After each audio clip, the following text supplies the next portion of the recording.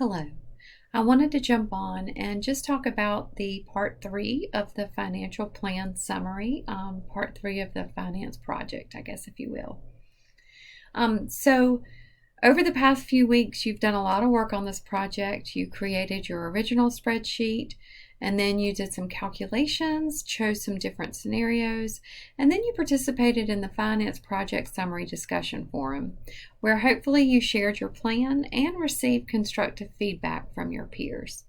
I want to pause here and say, if you did not receive any feedback from your peers, then please reach out to me. I will take a look at your plan and give you some suggestions so that you can continue on with part three. You really can't do part three without some suggestions from someone else. So now it's time to reflect on your financial decisions and consider the suggestions made by your peers or me. Using that feedback, revise your financial plan by incorporating at least one recommendation from me or a classmate. You can do more if you want, but at least one. Once you've revised that plan, what I want you to do is compare your updated plan to your original plan. Determine which version is more effective and realistic for your long-term financial goals.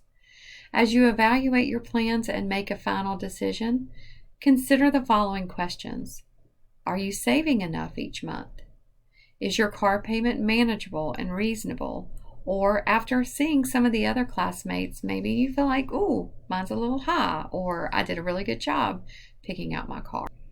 Are you minimizing interest on your student loan and or your car loan? Are you earning sufficient interest from your long-term annuity investment plan? Maybe you looked at some of your classmates and felt like you should be putting more into your investment plan. Or maybe that's one of the suggestions they made. Could you increase your projected savings over 10 years in the annuity? And that would mean you put more every month towards that annuity. And then finally, do you maintain a low positive monthly cash flow? Remember that financial experts recommend that your net monthly cash flow should be as close to zero as possible without falling into debt. So the idea is you don't want to have any money left over at the end of the month, because whatever you have left over could be put into savings or that long-term investment plan. Or you could put more towards your car or your student loan. So with all of this in mind, you're going to write a summary that includes what I've been talking about, a clear explanation of the changes you implemented, a comparison of your original and revised plans, an analysis of the advantages and disadvantages of each, the rationale behind your final decisions, and that should be supported by numerical evidence from the calculations you have made in the project. So you're going to submit your summary in Moodle under Part 3, Financial Plan Summary and Spreadsheet, and then you're going to submit your financial plan spreadsheet in Moodle in that same link. So as far as the presentation format, you are encouraged to be creative in how you present your summary. Acceptable formats include, but are not limited to, a written report in Word, a narrated PowerPoint presentation, a Prezi presentation, a video explanation, or any other creative format that clearly communicates your analysis and final decisions. Your chosen format should be professional, organized, and demonstrate critical thinking and a solid understanding of the financial planning process. So I have included a rubric of how I will grade this summary. So your original and revised plan presented, if you will get the most amount of points if you clearly present both the original and revised financial plans with thoughtful comparison.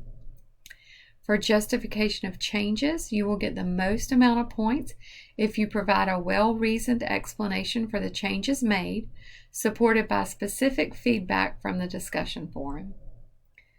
You will get the most amount of points for your analysis of your financial impact If you thoughtfully analyze the impact of changes on savings, loans, investments, interest, and cash flow, and you use data from parts 1, 2, and 3 to support your conclusions.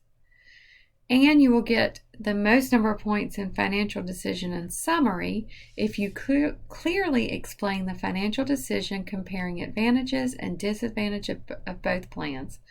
Your summary is well organized and logical. Finally, your presentation should be clear, organized, and creative. Your chosen format enhances the understanding and engagement. So you can get a total of 10 points for your summary, and that's how you would do that. And then you also, if you get 5 points for including your final spreadsheet, And then finally, grammar is calculated into this. So 5 points if your summary is typed, in complete sentences, and grammatically correct. So I hope that explains part 3. If you have any questions, let me know.